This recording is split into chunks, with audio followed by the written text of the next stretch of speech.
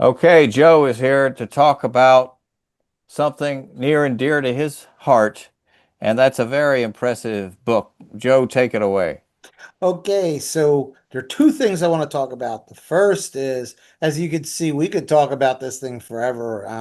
Our book was close to 800 pages, 900 pages.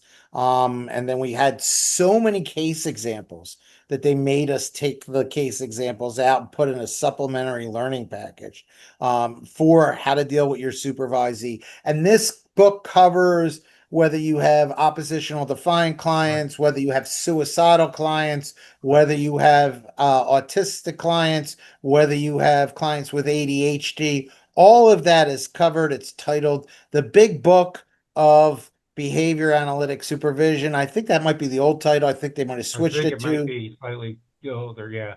yeah, they might have switched it to the The comprehensive book comprehensive book. You, Right. of you don't behavior. call it the big beautiful book of behavior analytic supervision? Well, I think they that's wish why they they could, took but they out wouldn't the let us big, do it. We but this wanted to, is, but they didn't like it. they Okay. did not like that. So No. hopefully this is coming out on Bloomberg Publishers. Mike Weinberg, myself, and Lynn Connor. Um, in addition to the book, right? One of my big things I always like to tell things is I have a phenomenally brilliant daughter who has her degree now at 20 years old in software engineering. And she developed with me running our model through many passes of AI learning, an AI model of a supervisory assistant, which we hope will be a companion to the book. But Bloomberg was a little sketchy on whether or not they wanted it as a companion to the book, so it might be sold independently. But you would be able to ask a question or ask it for a case example, and it will give you a case example. It will give you interventions. It will give you how to go Mm. about conducting a functional analysis of your supervisee. It'll answer questions from basic principles in behavior analysis all the Right. way up to line to advanced concepts and conceptual skills. Right. Hmm. And one of the things that I joke about how many cases there was, if you tend to make our in-person workshops, a lot of times what we do in the in-person workshop is we use Heinlein's method of inner teaching, Heinlein and Boyce, if you want to think about that, and they go through a sample case, and we have study questions to go through that help develop advanced clinical skills. So that's my sales pitch at the end of this. Thank you guys for having me. Hope we do another one. Thank Mike, you. all on you. Yep. So, and that was the other piece of it that I did want to also mention that Joe did mention, and that is that this book is not like about behavior analysis for autism. You know, this goes Hmm. far beyond that Yeah. into any type of diagnostic area or condition or behavior problem or issue that you can see, from stress, PTSD to anxiety, depression, um, behavioral disorders, ADHD, ODD. Hmm. You mentioned it. Doesn't matter. And the other thing about those areas is that you're teaching those behavior analysts the kind of behavioral counseling skills and what they need to do to talk to someone, when you can use quote unquote talk therapy using concepts of behavior analysis, which is a real area Yeah. of study and that you can really do. And I've supervised people myself on learning how to do that, because they thought, well, behavior analysis, that just means you're teaching kids with autism using discrete trials training, right? And I'm like, no, no. Like, well, if somebody talks, how do you do that? And so this includes that. This incorporates that because it's very Yeah. important, because not all of our clientele are, nonverbal individuals with the IDD or ASD, right? Yeah. And even with our kids that have autism, 30% of the children with autism in their lifetime will experience suicidal ideation. So you can't get caught with your pants down. You got to know how to Yeah, handle these clinical areas. right. Um, Yeah. Exactly. and Exactly. we take Mental you health. through it. And We there are Yeah. take you definitely through. methodologies using behavioral counseling approaches that you can use to work on it and address it, and that are Yeah. very effective. So that's So, so. I so just wanted to mention that it covers a broad base. That's the basic point. yeah, the book's not available yet, or is it? Not yet. It's not available yet. It's up and back with the publisher. Okay, That's right. it's coming. All right. Okay, welcome to the show, Criminal Behaviorology, or wherever you're watching this at. I am here with a couple of great researchers and minds and experts to talk about supervision, Joseph Cautilli and Michael Weinberg.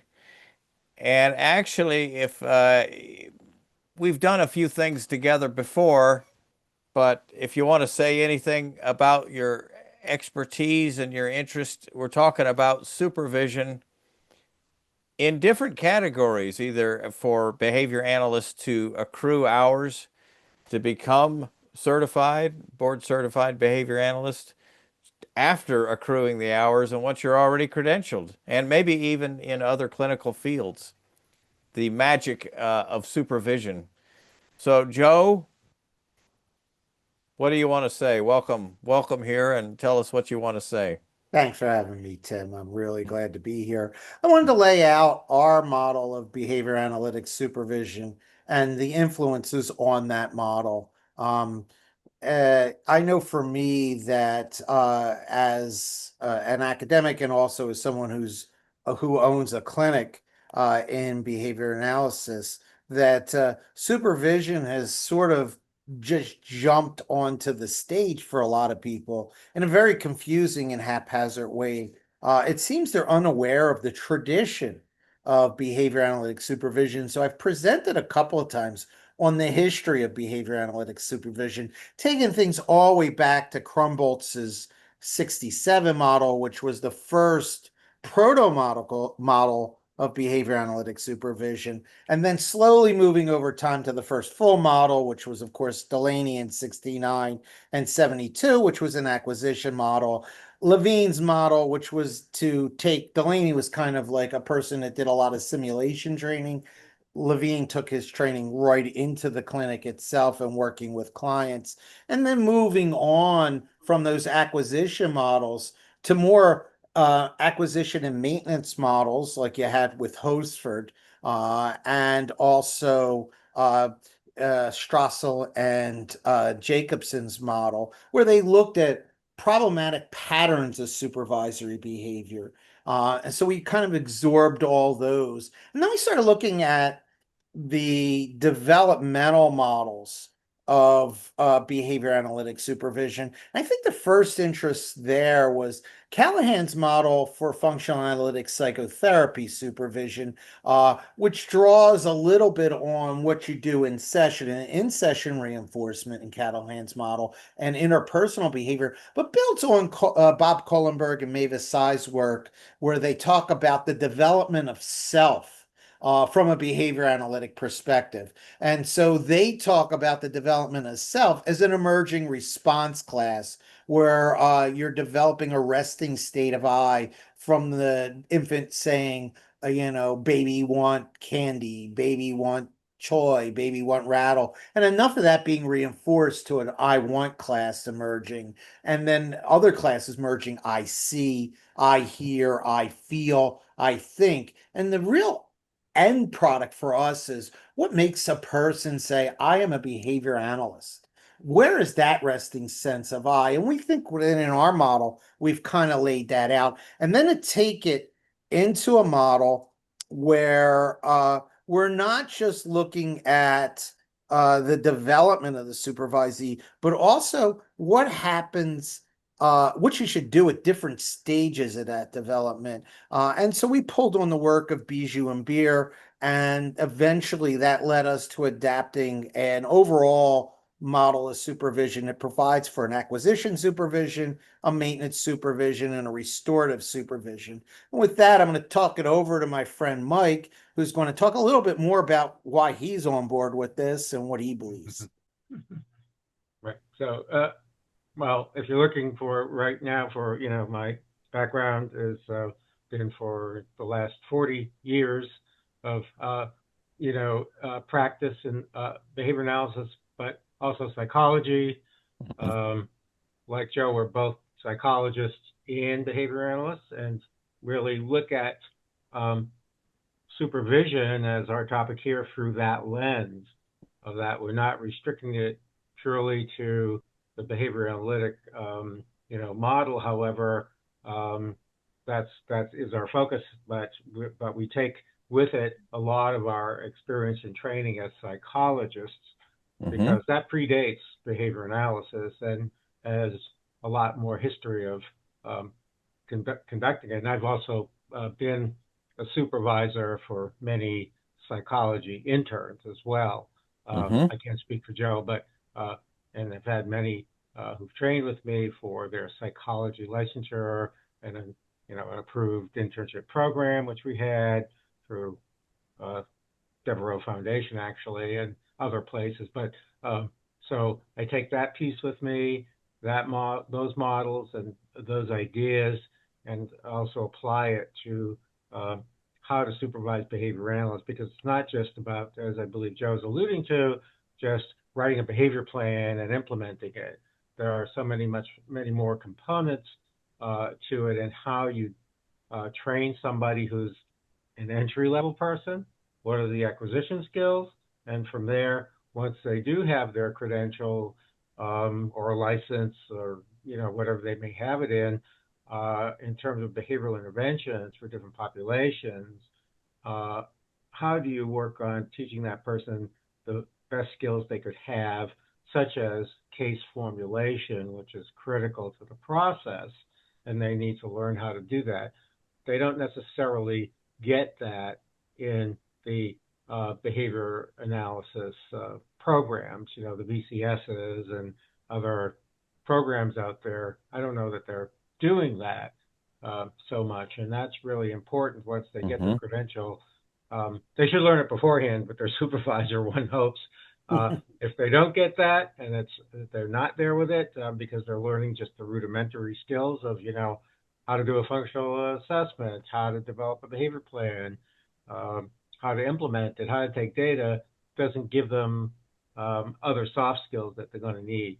The case formulation, the interaction with families, because that can be very draining on a lot of our Hmm. clinicians. And that could be, at least in part, uh, some of the reason that we're seeing some of the burnout. I'm sure there are other factors for that because it becomes a very daunting task, but also other factors, insurance and so on, and Yeah. having to interface with your clients and their families.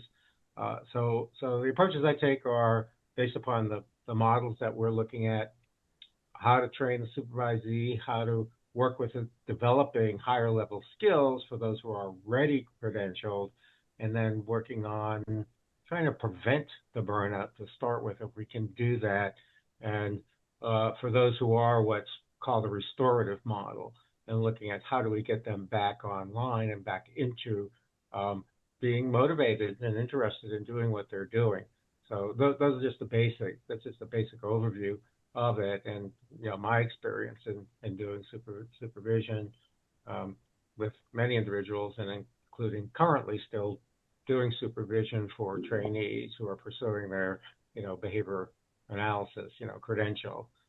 So that's a basic overview of where I am and what we are talking about here with regard to this talk that we're doing.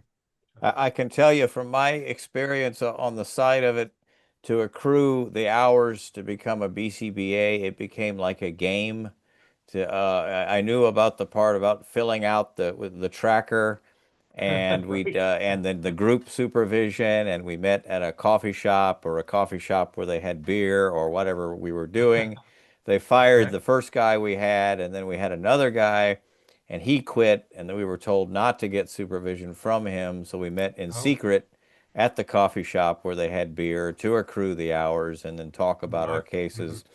It became putting the numbers down that I eventually got That's, through that, and then being mm. a BCBA and supervising others, I can proudly say I had no clue. I know that there was I had developed my own form about what I thought they did well and then what they need to improve on, and then I'd email it to them, and then I'd have the hourly meetings with them. But I did not feel, as a behavior analyst, it was all that it could be. It was just kind of letting them know I'm here. I could give them a few pointers now and then.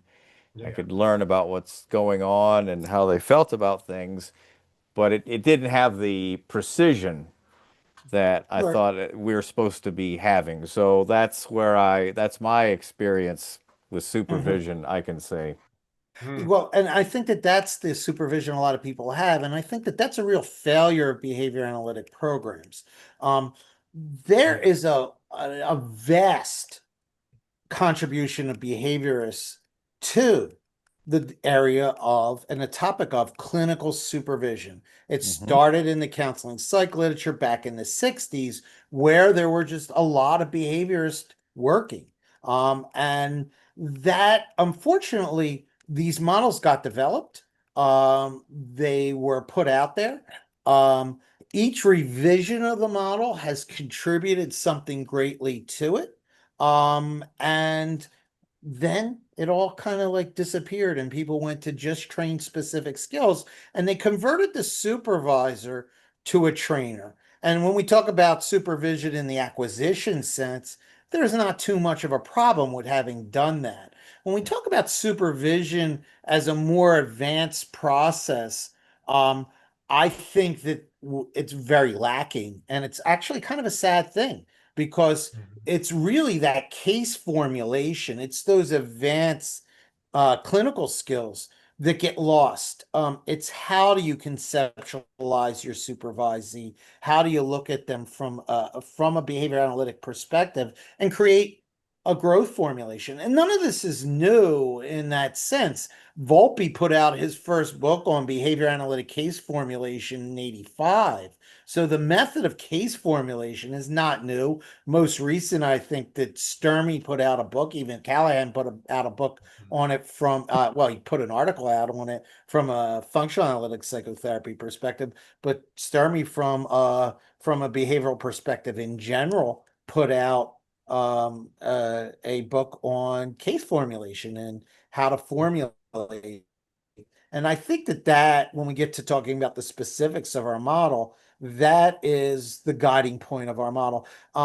We try any good model of supervision has to have a model of the supervisee's interaction with the client, and the supervisee, if they're a consultant, their interaction with the consultee and the client. And if it's got to have a model of the supervisor, what's their role and function, and it's got to have a model of a process by which to move the supervisee along that line towards independence, towards being able to talk his way through a very difficult case, especially those cases out there that might have legal implications or might have implications of free and appropriate public education. All Hmm. those elements really boil down to having the supervised vision process being very, very much a process by which it's specified, like you said, there's clear behavioral targets. We understand why that behavior is occurring in context for the supervisee, and then we have an elaborate plan that we develop with the supervisee to get them to where they want to go, which is independent practice as a strong behavior analyst. Um, Hmm. And I think, so just going off of what Joe was saying about that as well, and and what you said, Tim, is very true. And I see that Hmm. a lot of the supervision is just like, checking the boxes, which Uh-huh. is what we're trying to hopefully change here with Yeah. what we're trying to accomplish and get word out on, because that's very sad. A very sad statement on the field, sad statement of where supervision has come, and Hmm. also very dangerous because we're not providing the best possible services we can provide our clients, no Hmm. matter what the client population is. But we have someone who's knowledgeable about that population? to have somebody that understands the nuances and understands the literature, and going back into some behavior analytic supervision more recently, even with some entry level folks, and they were a very good top program. I don't want to mention any names out Right. there, and they're here that's like got a very high pass rate, but it's a particular program that their program teaches to the test. They don't teach them behavior analysis. It's very scary. So I might have given you a few clues there about what that is, but I still won't say the name for legal reasons. Yeah. But it's very sad because the student understands the basics. I could write a goal, I can teach this skill, but even in terms of the skill, when I mentioned some of the aspects of the literature, like Engelman's, um, methodologies, you have some, teaching methodology from program instruction, and for early learners, language for learning, language for thinking, and they have no idea what I'm talking about, right? And that's very sad, like DISTAR and other programs that are so well researched and evidence based, and yet they want to use something like an ABLES and a VB map, and it's kind of I sad. think I think the truth is in a lot of ways we lost our history as behavior analysts. Yeah, Now, yeah, now some of that was because the core of behavior analysts was held together by basic research people. And if God, somebody didn't hold the core together, then the field would have fractured and died long time ago. So it's right. good that we had them, but really they did not have the clinical nuance and the clinical skill and didn't have the connections necessarily with the people who are doing behavior analysis, like with in speech language pathology, or who are doing behavior analysis and clinical behavior analysis, or in counseling, behaviorally oriented counselors. They didn't have connection with those people and they weren't aware of their articles. And because they weren't aware of what research they were doing, that stuff all got lost. And Mike's right that you got some programs out there now that are test prep programs. And unfortunately, the test prep programs are not teaching behavior analytic theory, nor are they teaching history of the system. And I think Or the that literature. Yeah, yeah, yeah, that's a loss. That's a right. loss for all of us. Yeah, You and know, then I talked to somebody, a supervisor recently about, she mentioned having a child that is having like anxiety and, wants to do something with, stress reduction and relaxation. And when I talked about behavior relaxation training and the work of Roger Poppin, right? She looked at me like I was from outer space. She had no idea what I was talking about, and I had to give the reference sure. about Poppin. I used to use it years ago. I've worked with someone who published with Poppin and used to be in touch with him all the time. And we spoke and did some work on it. But nowadays the students are learning about the effective behavioral methodologies for that sort of problem. Just as an example out there, it's just so discouraging for me as Right. a supervisor who's been in this for 40 years, It, to it's see like the that. field collapsed internally. You Yeah, know? Yeah. collapsing in on itself because the literature is not being taught. They're not understanding the methodologies. They're just like, well, here's what you need to do to pass the test for whatever the length of their program is. It's sad. Joe and I have similar background in terms of where we went. It was a very extensive and intensive program. It was one of the top programs in behavioral analytic research and intervention where we went, and top people. And so we're very fortunate in that regard. I think not everybody gets that kind of training that we had we had where we were. And so it was very rigorous, and glad for the research. And they should also learn more about physiology and biology and biochemistry, in my opinion, as well. Um, because we had courses that came out of the medical school that were used. I don't know about Joe's division, but in my division we did.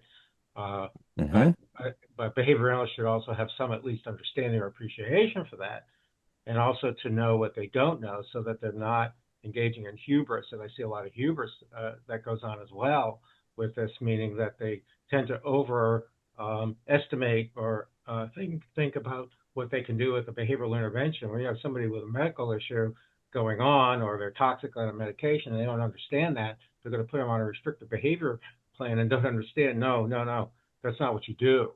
You have to refer out and get medical consultation immediately. But you got to know but you know that, and they don't know what they don't know. That's the problem. Mhm. They Hmm. don't know what they don't know, And and I, you've got to. and I think I'd like to take that one step further.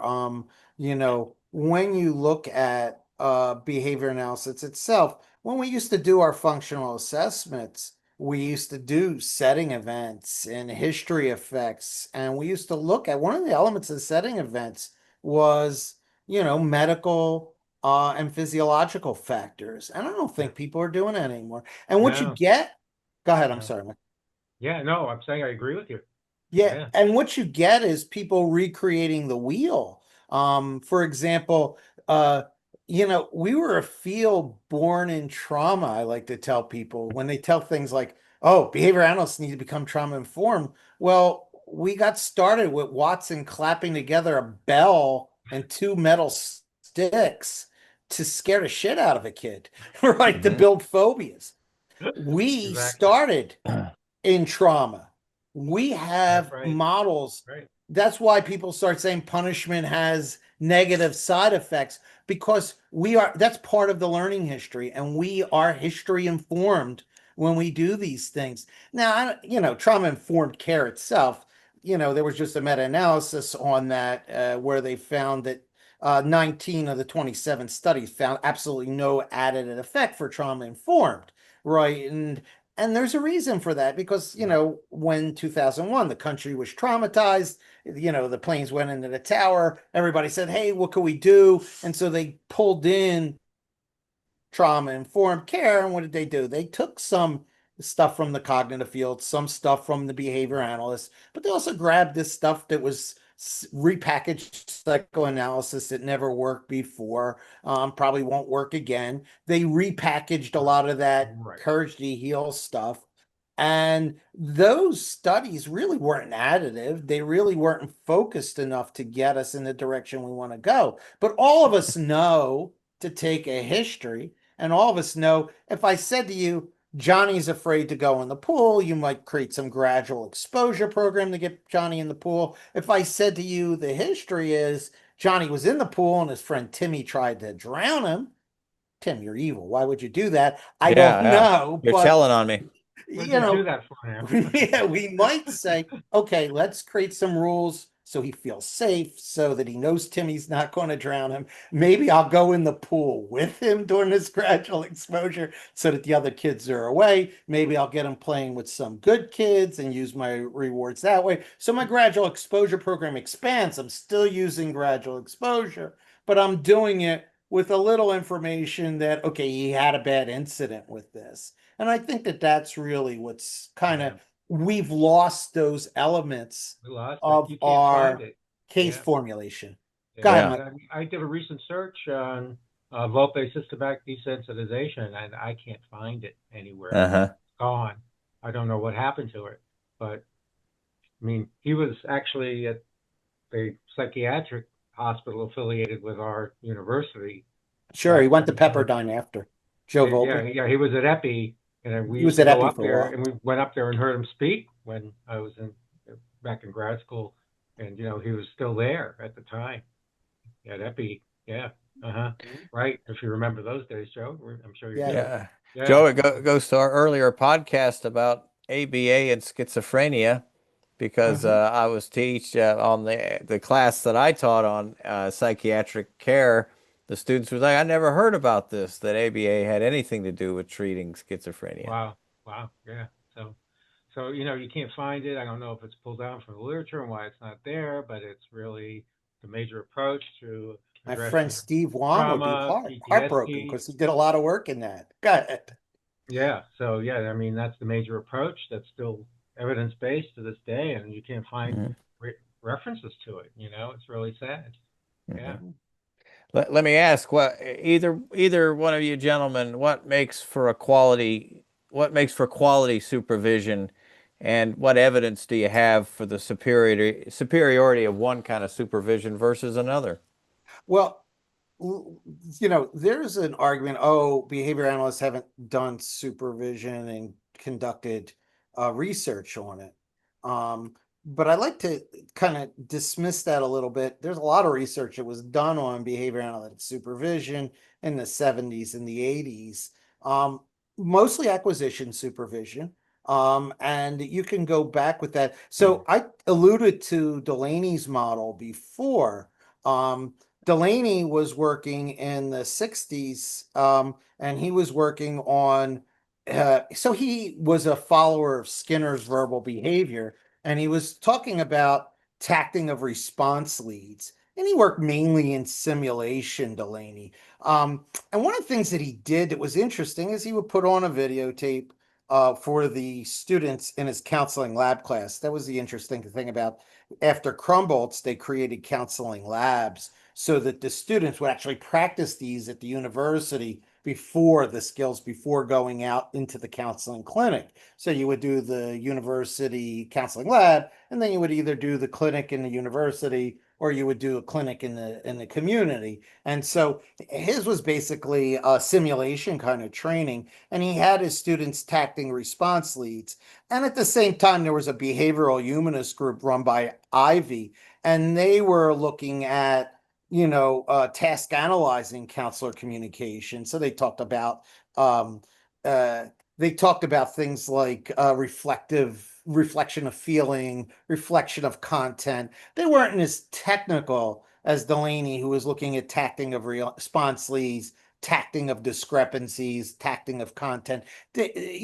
These were kind of Delaney's things, but Delaney had his little procedures there, and he had a tack pause procedure, a tack man procedure.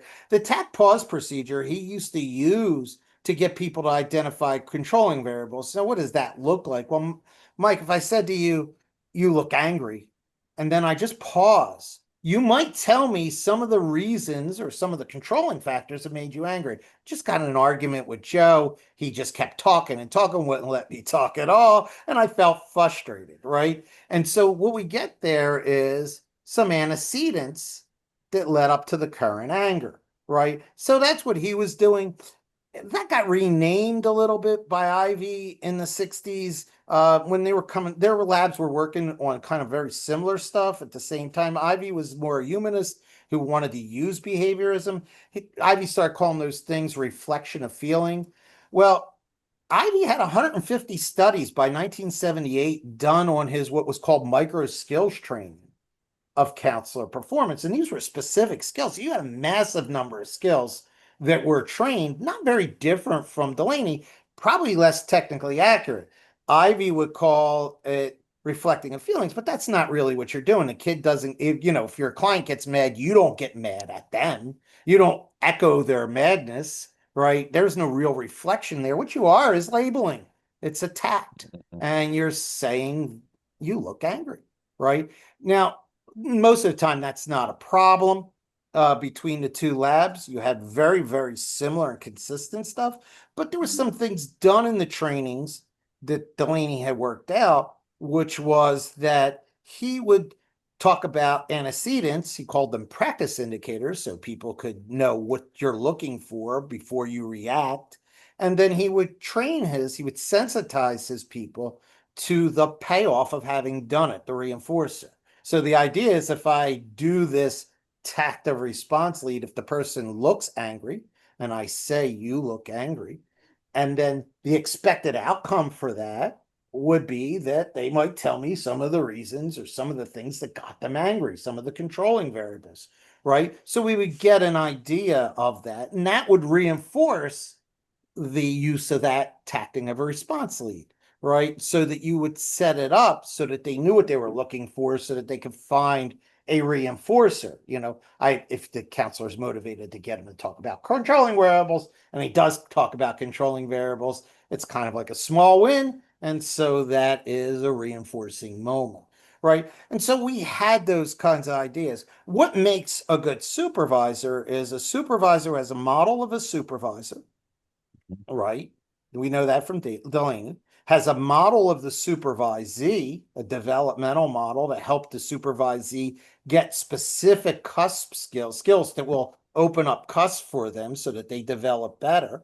And then a process to get them from the model of from where they are stage wise to the next stage. And I'll talk a little bit that when I lay out our model later, but hopefully we're going to talk about those kinds of things. And we're going to talk about the ladies process model, which takes you through understanding your supervisee, Mm-hmm. building a relationship with your supervisee, watching your supervisee and building an adequate, comprehensive case formulation of your supervisee, laying that case growth formulation out for your supervisee, getting them, if they agree to it, then moving on to collaboratively creating goals. If they disagree with it, give you feedback of where they think it's wrong.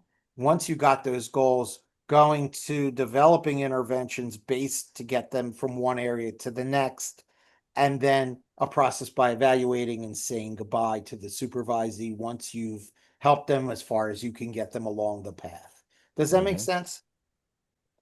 Yeah, that's pretty. I think that's going in the direction of like I was saying before, that kind of precision, and that's a good assessment of the supervisee, which I did not mention before. But I mean, Michael, do you have anything more making for a quality making for quality supervision, we'll say in general, and evidence Well, for better yeah, supervision.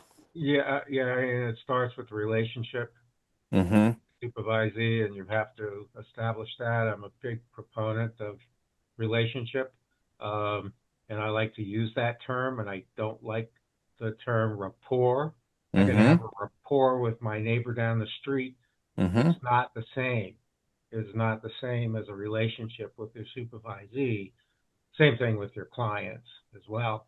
You do want to, regardless of what the ethics code says, you need to have a relationship, or you're not going to get anywhere. And literature shows that the better you relate in terms of the client part of it, client service that we're trying to train our supervisees uh, to improve in the quality of their services, that what are the best outcomes shown? This is from the psychology literature that goes back decades.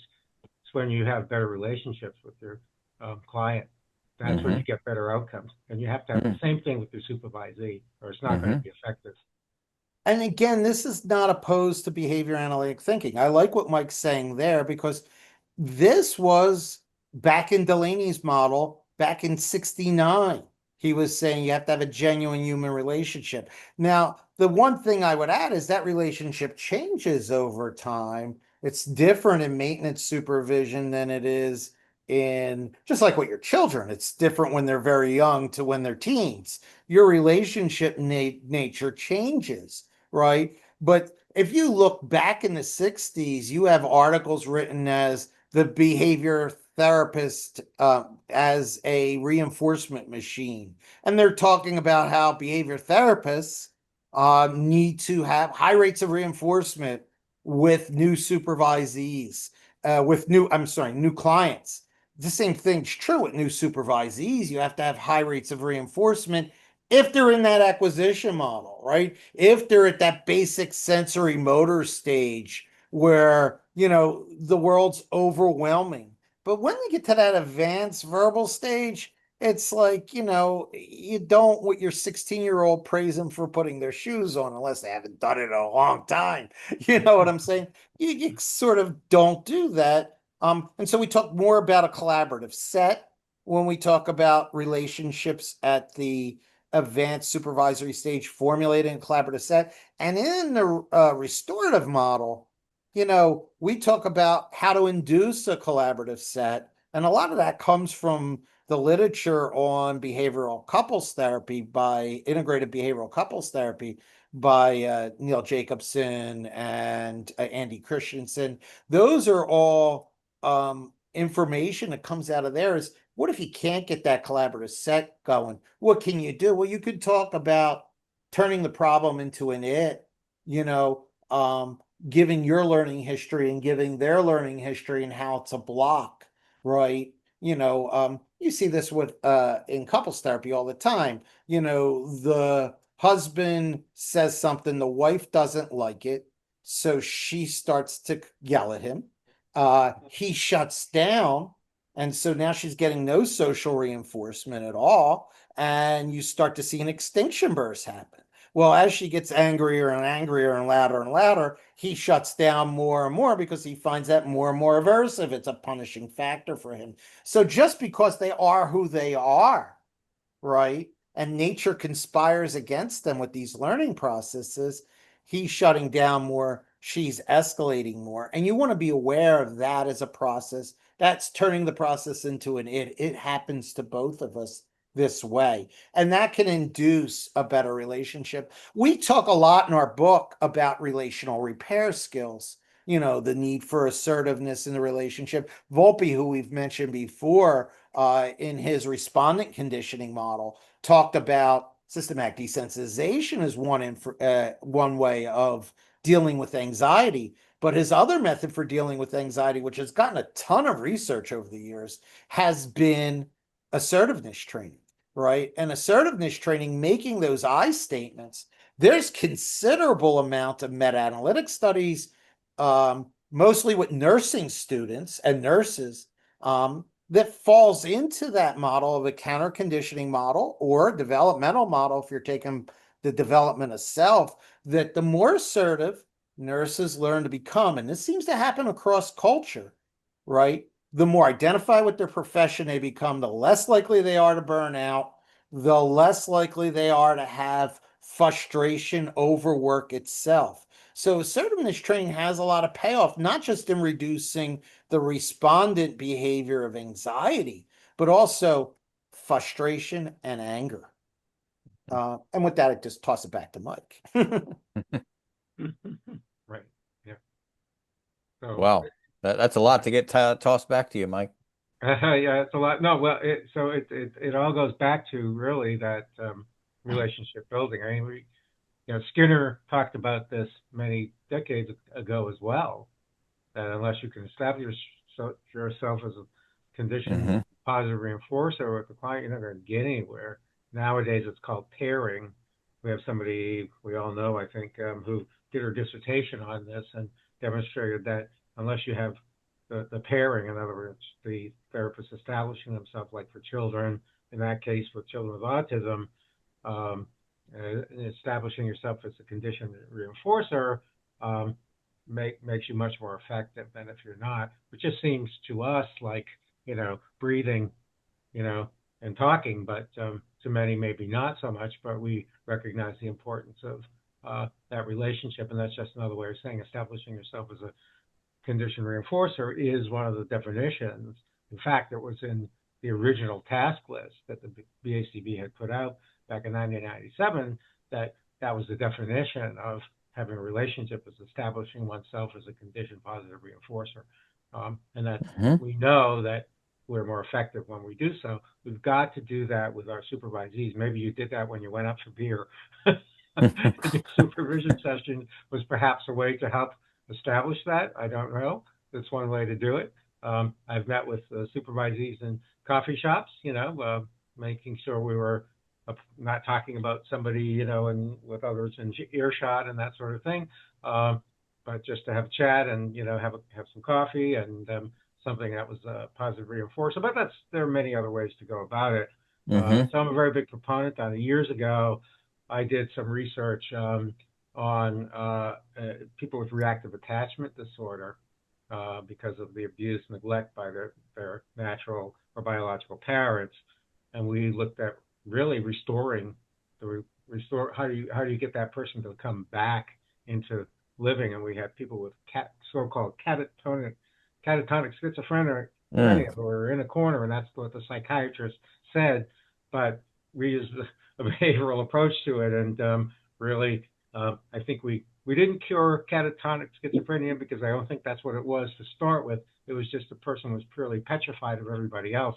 But by gradually being present with the person and establishing that relationship with staff, the person then began to become attached to and have a relationship with staff, and they came out and were were able to interact, able to go out, communicate, and engage in activities, and it made a huge difference. We presented it at conferences. We published it actually in the journal some time ago, as Joe might recall. But it's all about relationship and developing and establishing it. And so I'm a very big proponent of that idea, and that's what we need to do to start with. That's just the starting point, of course. From there, you Sure. have to go into now, because then you're going to get better cooperation. Because what if the supervisee says, "Well, that's nice that you're telling me all that stuff. Why should I do that?" you know, if they have no controlling contingencies of a person's behavior, like they don't work for you, if they work for you, they kind of have to, or they can maybe not and go elsewhere. But otherwise, in terms of just that relationship and having it being done on more of a pleasant note, if you will, they say, well, gee, I think you have something to offer. I respect your viewpoint, and I can hear what you're saying, and I want to look at this literature. I want to use these methodologies and work with you on knowing how to do that, because I really am motivated. Find out what they're motivated to learn. What clinical skills do they want to learn? And that's also a good starting point that can be very reinforcing as well. And that comes down to like a basic, simple assessment. You don't have to do a complicated functional assessment to figure that out with the person. Sure. You can ask them and get that information, and that will help to get as a good springboard toward learning other skills. And then from there, they might be motivated to learn higher level clinical skills, from that Right. point. And I just want to piggyback off of what Mike had said just a minute on the relationship. Mike gave a good example of a relational repair skill, saying you're sorry. And so being assertive, saying you're sorry, and conflict resolution skills are really good relational repair skills. Relationships are not permanent things. Once you set them, if they were permanent things, no one would ever get divorced, right? But the idea is relationships change and evolve over time. Yeah. And sometimes they start in a good direction and then they go real bad. And sometimes you need to repair them. I think Pat Progar did a study, and if I remember, it was published many years ago, where he was able to train uh, one of the clients learned to avoid uh, one staff member, one therapist, and always go to the other therapist because the one therapist was kind of rejecting and basically said kind of like non-committal things to him. And the other therapist gave him a lot of attention and really provided that attention. And so that was a study. It was done. It really does show you can differentially shape um, approach behavior. And if they're not going to approach you, then, if your supervisee avoids supervision, then nothing's going to get done.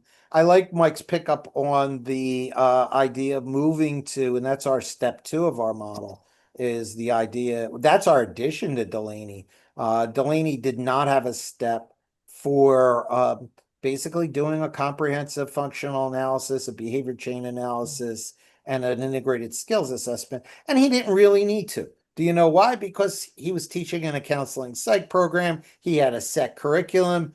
This was all new. Nobody knew Skinner's verbal behavior. And so every student started at step one and went all the way to the 13 weeks, step 13. They went through the entire semester, each new skill each week, because he was teaching a new skill. So he really didn't need to do, and it was an acquisition model. He did not need to do a comprehensive functional assessment.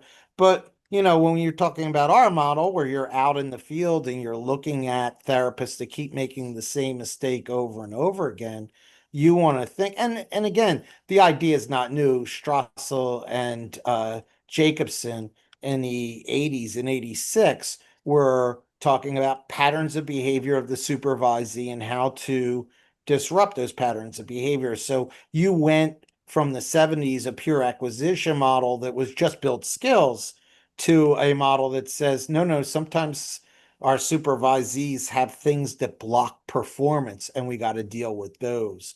And I think that theirs was a functionally based model, started with a behavior chain analysis and moved to a functional analysis of the peak behavior in that range, what you want to get rid of. But going back to an earlier question, and then I'll let Mike get back into talking about functional analysis of the supervisee and how to create a growth formulation based on that. But talking about the supervisor and our view of the supervisor, well, we could go back to the 70s, and it was laid out in the 70s, the discrimination model of supervision, which was a pragmatic developmental model of supervision. It wasn't behavior analytic in any sense, but it was called like a pragmatic developmental model because they just said, hey, this is practical. And they said that, supervisor does three basic functions.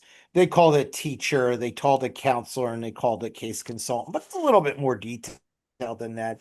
When we talk about a teacher, they're a teacher, trainer, or coach.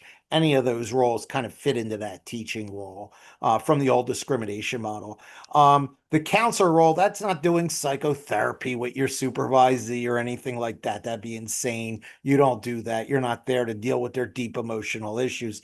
They could get a therapist for that. They could go to an employee's assistance program for that. But that's not why you're there for as a supervisor. Your job as a supervisor is guidance and support in that counselor role. How do you guide them? How do you support them through, right? And Hofstra model of supervision talks a lot about support and guidance as well. So he actually kind of subscribed into that from the behavioral perspective.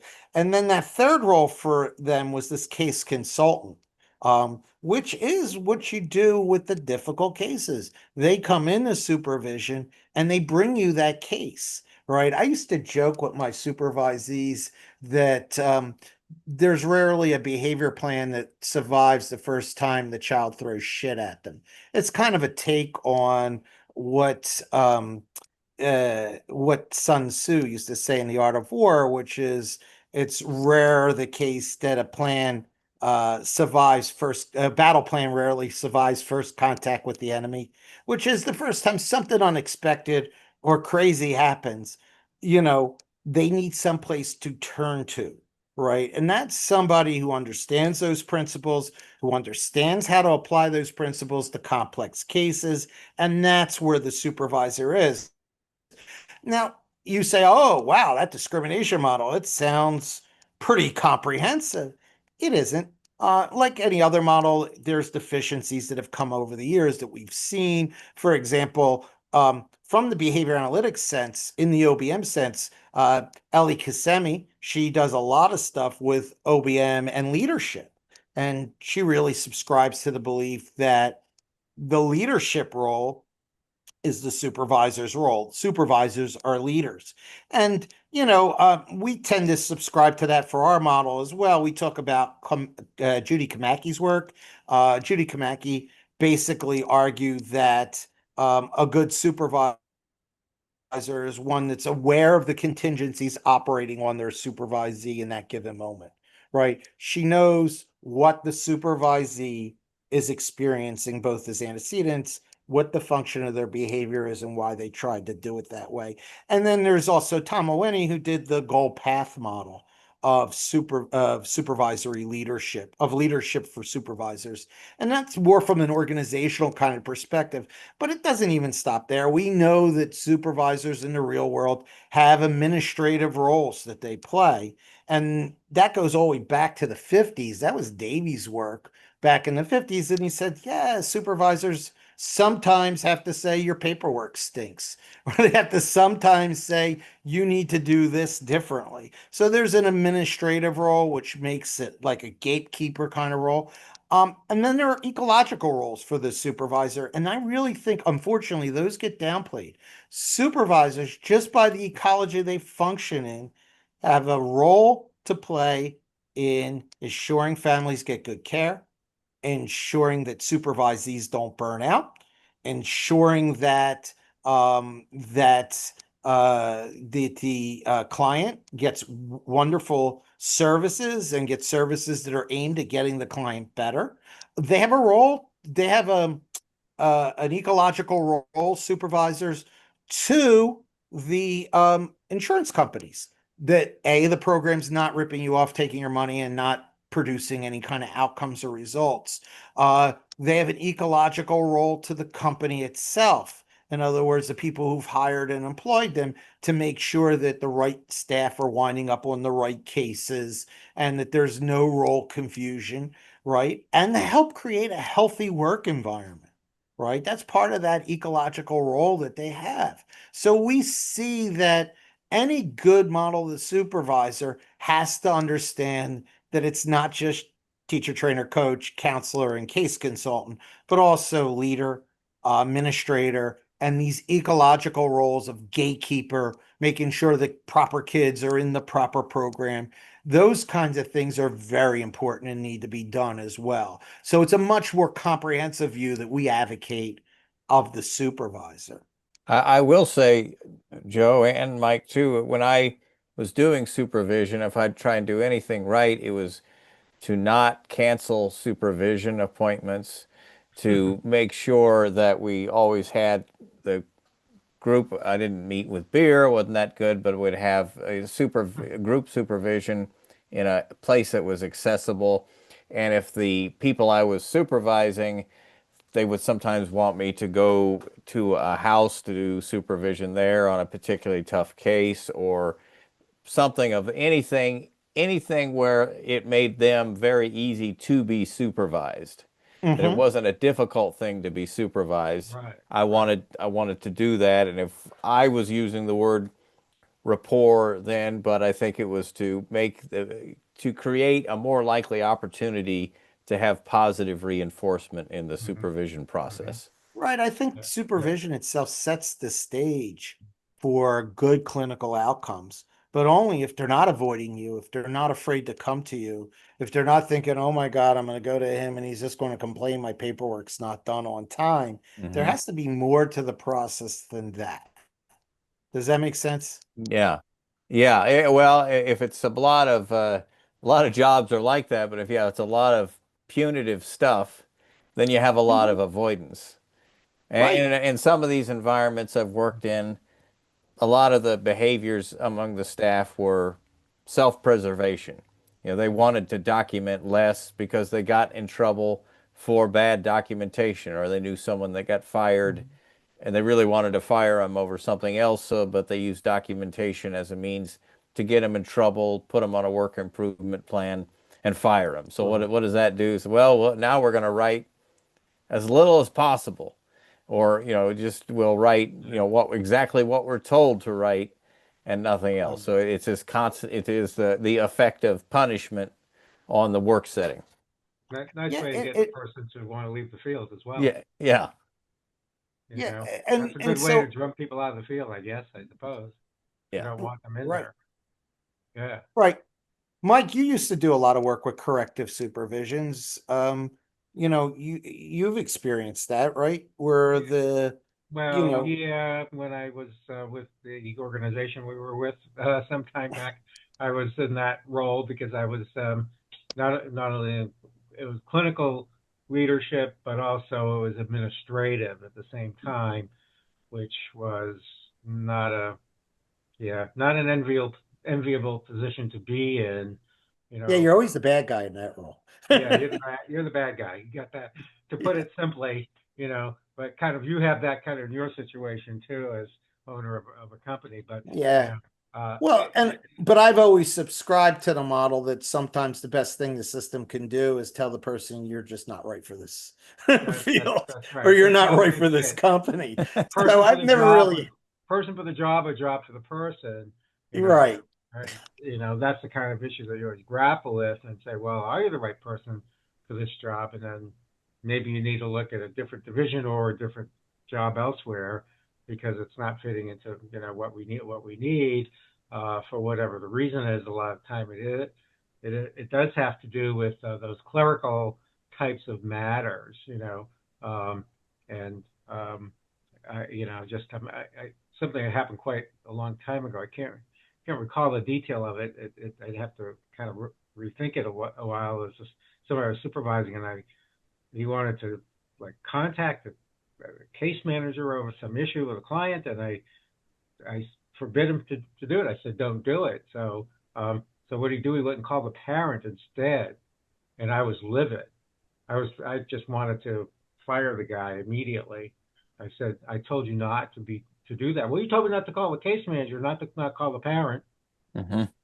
I'm like, you know, uh, he didn't get the point. He didn't get the point. He didn't get the point, and I'm like, what am I dealing with here? So that was particularly for me a frustrating situation. Maybe I gave him the wrong instruction. Right. Instruction's Perhaps tough. I'll blame myself.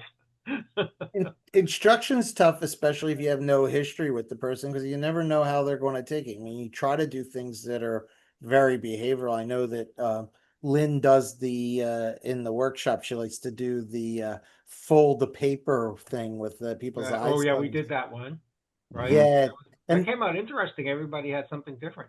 What do right. they do? What do they do in that exercise? Oh, in that exercise, you give very behavioral instructions, and everybody comes out with very different results. Yeah. The Yeah. idea The idea is His you have them brain. fold a piece of paper in half and then fold it a second time in half, then rip off a corner and then fold it in half again and rip off the left corner. So you right corner first, left corner, then you fold it again and rip off the right corner. And if you do it right, you're supposed to get two holes in the center. Right. But depending on whether they fold it long ways or they fold it in half down, you Right. get different results. So I used to joke around with Lynn is the ones that get three holes, those are the geniuses. The one the paper rips apart, they're losers. But really, it's Uh-huh. bad instruction. You think it's good behavioral instruction. Yeah, we ran that one. We did that one at our workshop, and it was very interesting. And they kind of liked it. They said, "Wow, that's just amazing to see what happens here." So Yeah. the attendees really kind of got a lot from the message. It was a really good exercise. Yeah. Yeah. It just shows you think you're talking very concrete and very behavioral as to specifics of what they do. And even on that basic, simple assignment, you can get critical variation on that. And I think that, that's something we have to always remember is maybe it's the instruction we've given. Corrective action supervisions in general rely on this is our agreement of how this is going to change. Now, Which depending on your state, like Pennsylvania, it's an at-will state. You can dismiss anybody at any time. Yeah. So you Yeah. choose to do corrective action to save the employee, right? Yeah. That's why you're doing it. Mhm. But you're under no obligation to do corrective action supervisions. You terminate at will. They did something you didn't like, you get rid of them. But some states, more pro-union states and those kinds of things, there's a process by which you go through HR as the supervisor to remove a staff member or not remove a staff member. Uh, and it's important for them to realize I may have given what I thought were concrete instructions that even on the most basic level just don't adhere to being good instruction. Just because you missed the first step and that kind of leads the whole thing off. which Go ahead, Mike. Yeah. No, no, I was just thinking there that this current conversation we're having at this moment brings this whole topic tonight back to the point of what's effective supervision and how do you achieve that. And that part of what we're doing is working on the skills of uh, supervisors and teaching skills to be an effective supervisor, not just for our supervisees to be better clinicians, but to train better supervisors to provide effective supervision, which is really the point of all of this. And so that just, I think, really gets right to the point here of all of this and these models and what they're about and what we're trying to accomplish with this Right. model is for supervision of um, clinical services and behavior analysis. So that's really important. Then we talk about the functional analytic psychotherapy approach, which is the application to supervision and finding out what the skills and deficits are and essentially what might be the skills deficits of Mhm. the supervisor as well as supervisee, and what are the skills deficits, and that's the way to find it or identify it using that model from Kohlenberg and Tsai, which is a good one. That's another book that's out of print as well that you can't get.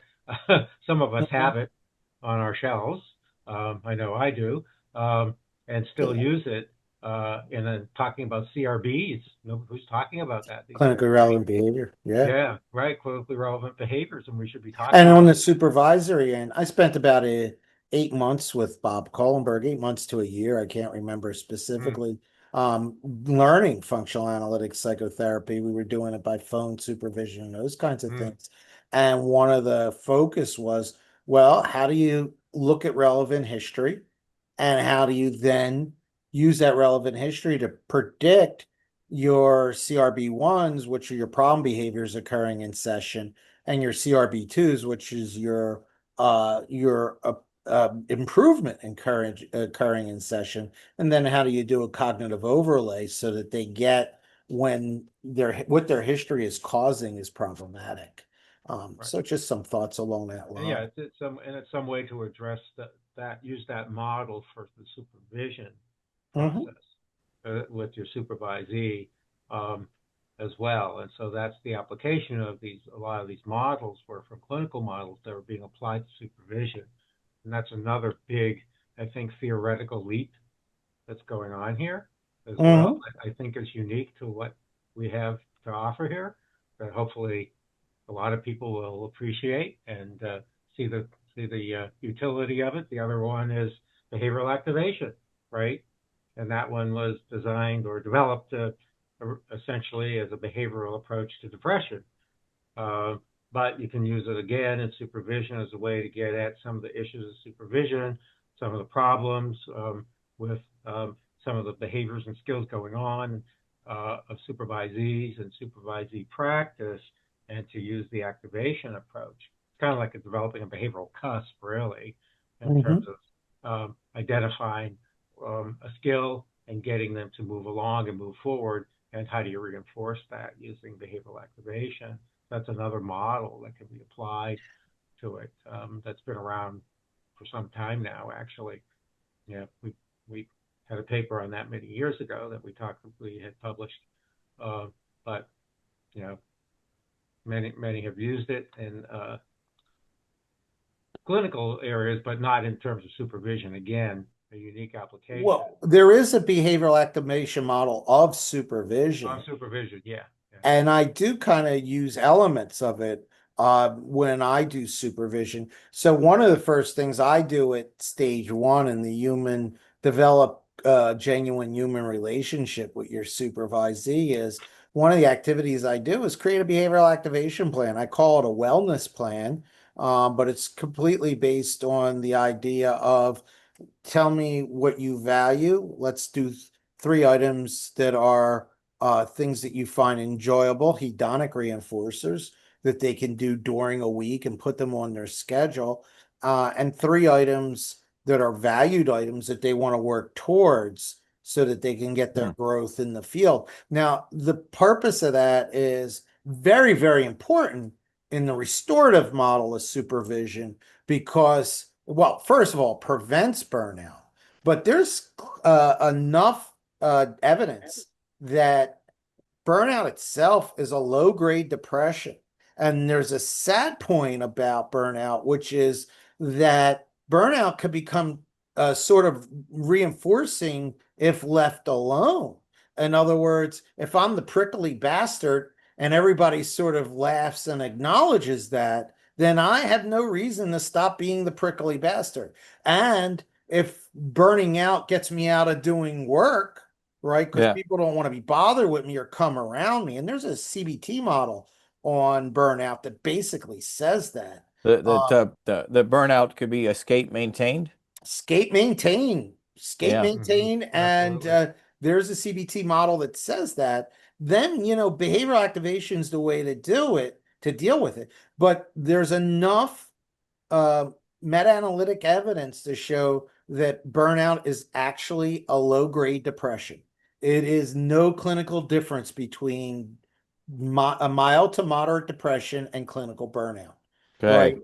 And I'm gonna. so your behavioral activation there becomes a good intervention to disrupt that, to get them to engage more in caring and compassionate behavior, to develop reinforcement for that. And of course, you got the stick, which is that you have to have the corrective action supervision. Because remember, burnout, can come with compassion fatigue and can come with decision fatigue, right? Now, decision fatigue and compassion fatigue can occur without burnout, but the package of burnout Yeah. usually brings the other two. And so, if you have elements of, think of a physical therapist. They go to bend Johnny's knee as they were told to bend Johnny's knees to help him to turn around and overcome his knee injury. And the first time they go to bend the leg, Johnny screams like shit and starts cursing at him, right? Well, they're going to be a little hesitant next time to pick up Johnny's leg and bend his knee, right? And that's what the model is telling them they have to do to help Johnny get better. And Okay. so, in some way, they need sort of a rule to override the punishment density they're getting in the moment. And they need to have some activities that they can do that are hedonic to blow off the job stress, to turn around and start seeking their own reinforcers there. So they have to go to that. So they need the rule govern behavior to get them to that value target, which is a healthy client, right? But they also need those hedonic reinforcers to keep them from completely burning out and losing it in the field. And so you really do need that. I try to do wellness plans in the first time. Now I've never, there's some literature that says they will state Meat for beer afterwards. That could be some hedonic fix.